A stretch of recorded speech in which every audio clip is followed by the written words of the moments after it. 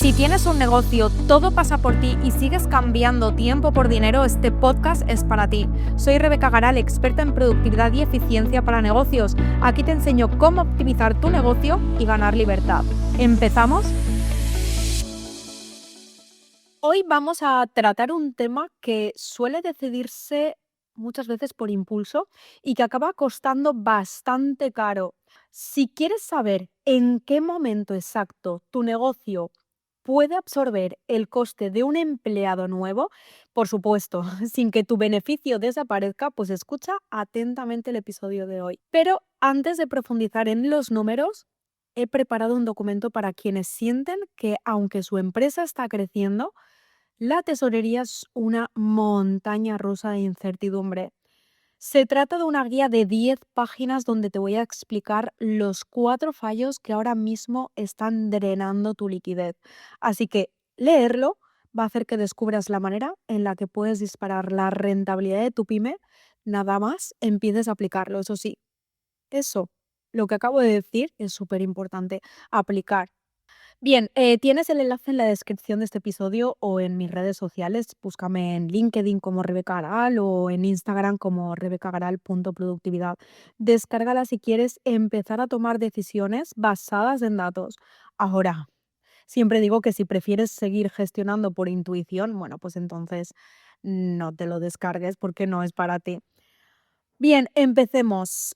Muchos dueños de negocio deciden contratar bajo esa premisa de que están creciendo.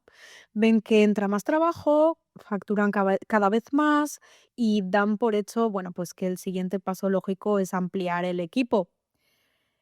Parece una señal de éxito, pero es que si no se hace con números en la mano, puede ser el principio del fin de la rentabilidad de tu negocio.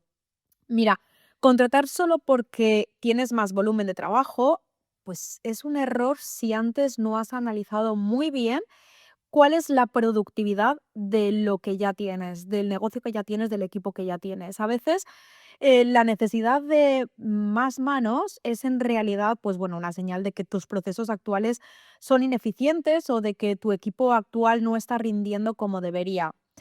Así que antes de añadir un gasto fijo que te va a acompañar cada mes, hay que mirar los datos y decidir si esa contratación es una inversión necesaria o simplemente una forma de tapar agujeros operativos con tu dinero.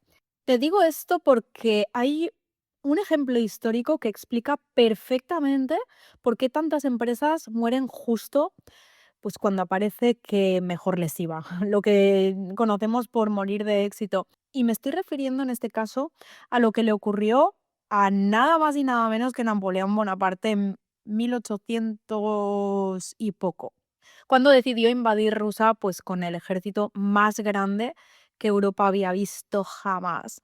Mira, en aquel momento Napoleón avanzaba muy rápido, acumulaba mogollón de éxitos en el campo de batalla cada semana, es decir, parecía imparable.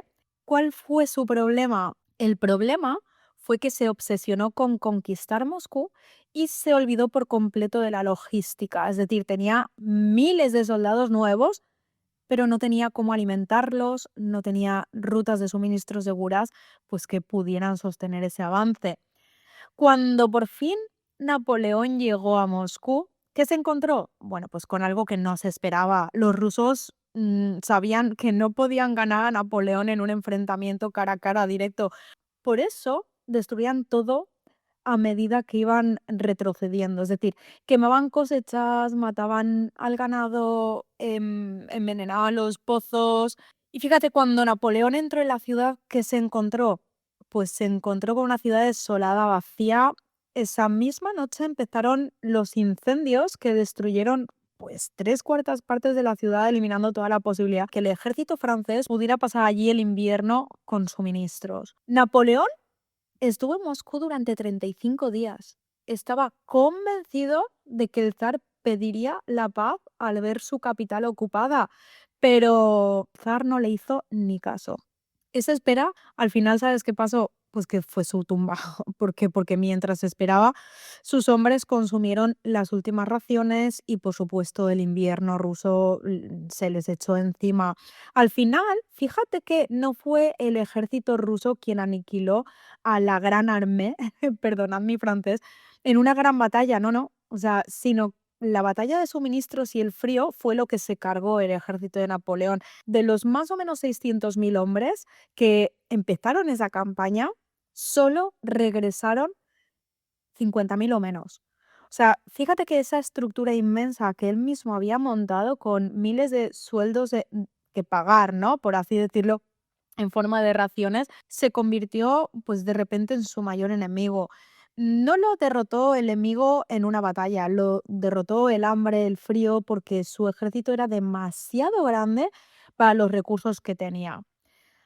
En tu empresa pasa exactamente lo mismo. O sea, al final, contratar personal simplemente porque estás creciendo, pues es como conquistar territorio sin tener garantizados los suministros. Si tú metes a más soldados en tu equipo sin tener la logística financiera y, por supuesto, tus procesos bajo control, lo que hoy ves como un éxito de crecimiento se va a convertir mañana en una carga realmente pesada.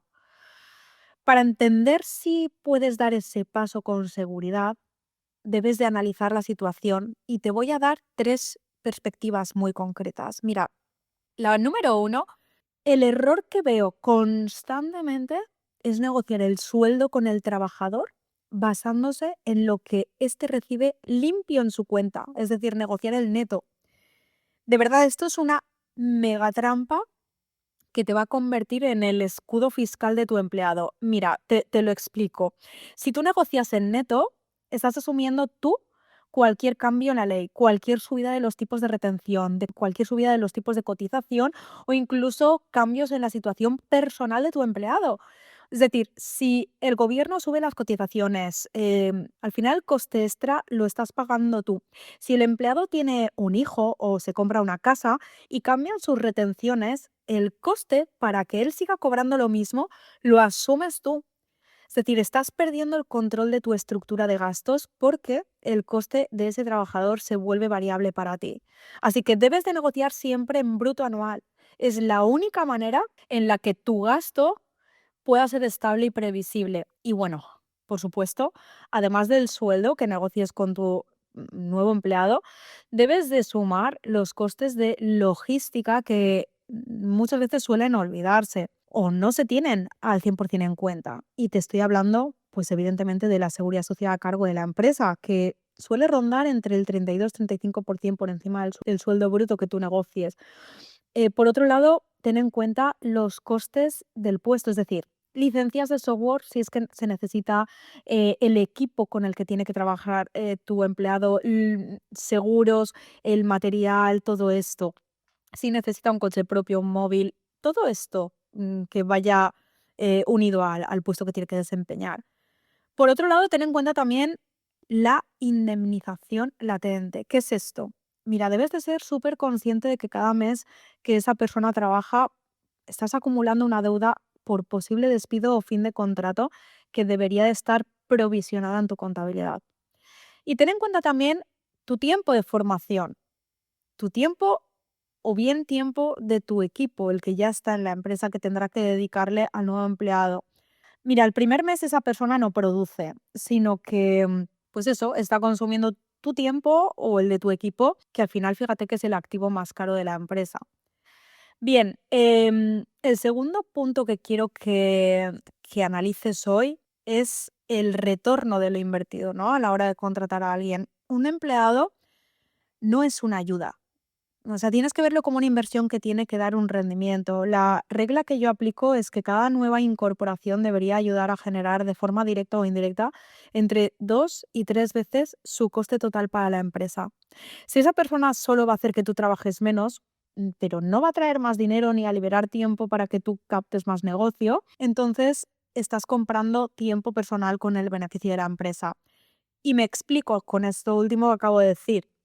Mira, si tu nuevo empleado te cuesta, pues por ejemplo, 4.000 euros al mes, incluyendo todos los costes que hemos visto antes, y su trabajo no se traduce en nuevos ingresos ni en un ahorro de otros costes en esos 4.000 euros, esos 4.000 euros salen directamente de lo que antes era tu margen neto. O sea, es como si decidieras bajarte el sueldo 4.000 euros cada mes a cambio de tener más tardes libres o menos estrés. Y ojo, es una decisión de estilo de vida totalmente válida, pero no la disfraces de inversión empresarial. Estás pagando con tu beneficio tu propia libertad. Y para hacer eso, tienes que estar muy seguro de que tu margen se lo puede permitir sin poner en peligro la supervivencia de tu negocio. El tercer punto que vamos a analizar es la eficiencia de tu equipo actual. O sea, antes de meter a alguien nuevo, hay que auditar si el equipo que ya tienes es eficiente. Muchas veces se contrata para solucionar retrasos que no se deben a falta de personal en realidad, sino a una mala organización o a herramientas que no están funcionando. Si metes a una persona nueva en un sistema que no funciona, lo único que consigues es aumentar el gasto fijo sin solucionar el problema de fondo. Al final, un nuevo sueldo pues debe de ser para escalar lo que sí funciona, lo que ya funciona, no para intentar arreglar lo que te va mal. Bien, entonces, para tomar esta decisión con seguridad, no firmes ningún contrato si no tienes ahorrado el coste total de esa persona, incluyendo, por supuesto, todos los impuestos y costes de empresa, durante por lo menos 6 meses en una cuenta aparte. Fíjate que si tu negocio no es capaz de generar ese ahorro antes de la contratación, pues es una señal clarísima de que todavía no tienes la estabilidad suficiente para asumir ese compromiso. Tener ese colchón te va a permitir formar a la persona con tranquilidad, con calma, sin la presión de que tenga que dar beneficios desde la primera semana. Bien, llegados hasta aquí, te digo que si quieres dejar de gestionar tu empresa como alguien que solo ejecuta tareas, es decir, que estás metido en la operativa y empezar a hacerlo con visión de directivo, descarga la guía para disparar la rentabilidad de tu pyme.